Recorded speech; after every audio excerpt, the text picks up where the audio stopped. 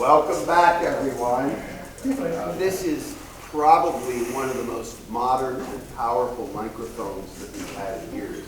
I'm really fond of it. Now we come to the speech portion of the meeting. Our first speaker today is DTM Jeff Rufenacht. Jeff is working on his second path in Pathways, Presentation Mastery. This will be his fourth speech project in that path, called, confusingly, Evaluation and Feedback for Speech. That means he'll take your feedback and present this speech again.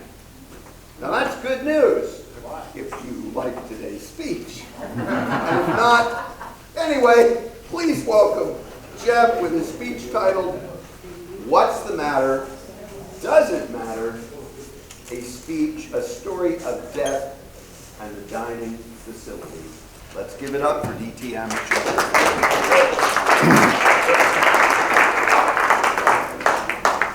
What's the matter? Does it matter? Toastmasters and guests, join me as we go back in time to 1996. Bill Clinton was our commander-in-chief. Michael Jordan and the Bulls won the NBA championship. And Hey Macarena was all the rage. I hear some of you remember that. But before we go, I'm going to ask you to pack something. Think about a concern in your life right now. It might be a petty grievance. It might be a not so petty grievance with a friend, a family member. It might be a financial issue. It might be a health issue. Do you have it? Also, on the flip side, think about an accolade, an award, an achievement, something that's happened recently that you're proud of, you want to shout from the rooftops.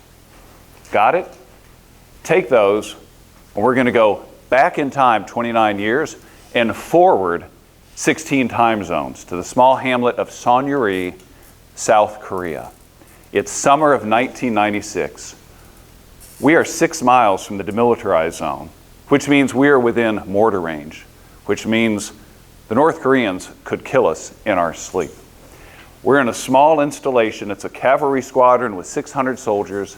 I happen to be a commander. It's my second command. I'm a commander of headquarters and headquarters troop, 240 soldiers. I have a second in command called an executive officer.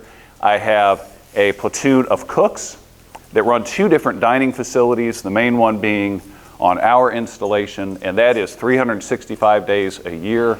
3 meals a day, and let me tell you, when you're on a hardship tour, meals are that much more important.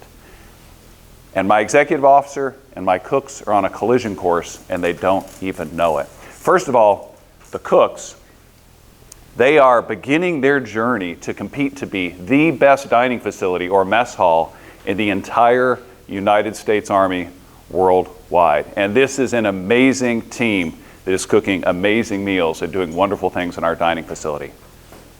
Contrast that with Rich Zins. He is my 5th out of 6 executive officers that I would have while I was in Korea. And let's just say things are a little bumpy with him personally and the way he's interacting with people. Now the good news is, as we're on this journey, my cooks have now won the best dining facility in all of 2nd Infantry Division. Just think best dining facility in all of South Korea, because that's what happened. They got awarded $50,000 to do a complete refurbishment of the dining facility. I looked it up just now, that's $103,000 in today's dollars. Pretty amazing. And now, every Wednesday, we get to be the beneficiary of them practicing this meal for their next level of competition. Steak and lobster every Wednesday. Yay, and don't you know there's still soldiers that go through the short order line to get burgers and fries? Meanwhile, it's going downhill for my executive officer. He has now gotten into a fight with one of his peers, our support platoon leader, in front of soldiers. I've got to pull him aside. We've got to sit down, have some counseling, and figure out what do we do with this guy next. The cooks, cooking away like any good cook would, and amazing things. They are getting ready every week, week in and week out. This goes on for 8 weeks. Meanwhile, what do I do with this executive officer? Just down the street, about a half a mile away, Armed Forces Korea radio station has a relay station, and they're actually shutting it down. And there's going to be a bonfire this Saturday, November 9th. So I say, hey, let's go to the bonfire. I'm thinking this is a chance I could maybe bond with him and we could sort this out. We go to the bonfire without incident. Unfortunately, we have to walk back. And there's a section, this little danger zone of about 50 feet. I was nervous about this, and that was the reason we got a ride there. We couldn't get one back. Unfortunately, in this 50 feet of stretch where it's just enough room for us to walk and then there's a 14-foot fence, that was where the drunk driver came off the road and hit both of us. Amazingly, I was without a scratch.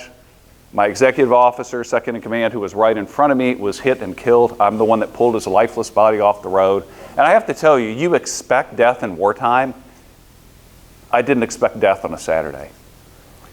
Meanwhile, our cooks have won for all of the Far East, the 8th United States Army. They are now one of the 7 best mess halls, dining facilities in the entire Army.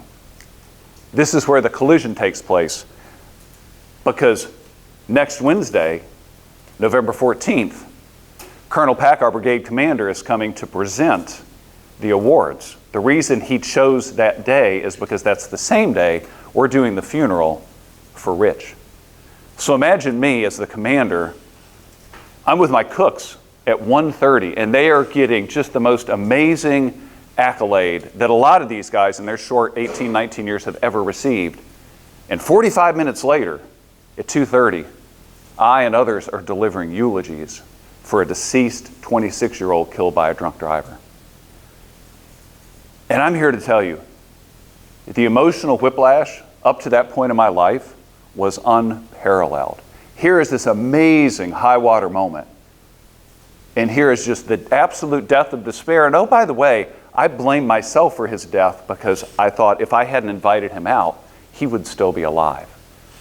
And those two felt very equally weighted to me, the good and the bad. Now, separated, not by years, but by decades. It's 29 years later. Did the cooks even remember that award? But 26-year-old Rich, he's still dead.